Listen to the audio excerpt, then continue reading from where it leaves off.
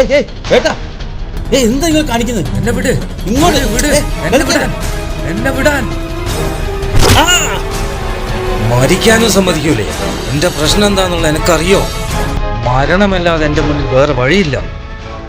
ഏട്ടാ, ഞാൻ നിങ്ങളെ തടസ്സപ്പെടുത്താൻ വന്നതല്ല. നിങ്ങൾ മരിക്കാൻ തീരുമാനിച്ചതിൻ്റെ പിന്നിൽ ഒരുപാട് പ്രശ്നങ്ങളുണ്ടെന്ന് എനിക്കറിയാം. പക്ഷേ മരണം ഒന്നിനും ഒരു പരിഹാരമല്ല. അതിനേക്കാൾ വലിയ ബുദ്ധിമുട്ടിലേക്കാണ് പോവുക. നിങ്ങളുടെ കുടുംബം, നിങ്ങളെ സ്നേഹിക്കുന്ന ആളുകൾ, അവരെക്കുറിച്ചൊക്കെ ഒന്ന് ആലോചിച്ച് നോക്കിയേ. നിങ്ങളെ സങ്കടങ്ങൾ അത് വലിയ പ്രശ്നം തന്നെയാണ്.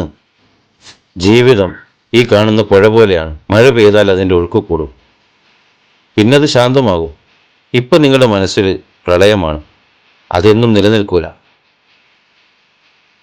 പക്ഷേ ആർക്കും എന്നെ വേണ്ട എന്നൊരു തോന്നല്. അതൊക്കെ ഉണ്ടാവും, പക്ഷെ അതൊന്നും സത്യമല്ല. നിങ്ങൾ മരിച്ചാൽ പിന്നെ നിങ്ങൾ വീട്ടുകാർക്ക് ആരാളുള്ളത്? ഈ ബാധ്യത മുഴുവൻ അവരുടെ തലയിലാണ്.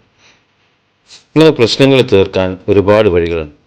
ആളുകളോട് സംസാരിക്കാൻ, സഹായങ്ങൾ ചോദിക്കാൻ, അങ്ങനെ മെല്ലെ മെല്ലെ ഉയർന്നു വരും. ഇതൊരു ഇരുട്ടാണ്. ഇരുട്ടിന് ശേഷം വെളിച്ചം വരാതെ ഒരു രാവും പുലർന്നില്ല.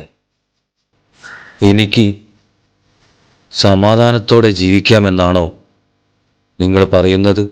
കഴിയേട്ടാ, നിങ്ങൾ ഈ മരിക്കാൻ കാണിച്ച ധൈര്യം ഉണ്ടല്ലോ, അത് ജീവിതം തിരിച്ചു പിടിക്കാൻ, നിങ്ങൾ പ്രതിസന്ധികൾ നേരിടാൻ ഉപയോഗിച്ചാൽ മാത്രം മതി.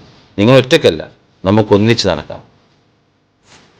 ജീവിതത്തിൽ വന്നു ചേരുന്ന പ്രശ്നങ്ങൾ തടസ്സമല്ല, അത് നമ്മെ കരുത്തുറ്റവരാക്കാൻ വരുന്ന പരീക്ഷണങ്ങളാണ്. ഓർക്കണം, ആത്മഹത്യ ഒരിക്കലും പരിഹാരമല്ല. അത് സ്വപ്നങ്ങളും പ്രതീക്ഷകളും തകർക്കുന്നതാണ്. അതിനാൽ പ്രതിസന്ധികളെ ധൈര്യത്തോടെ ഏറ്റുവന്നു, മനസ്സിൽ കരുത്തിൻ്റെ തീ കൊളുത്തു. വീഴ്ചയുണ്ടായാലും എഴുന്നേൽക്കാൻ പഠിക്കൂ.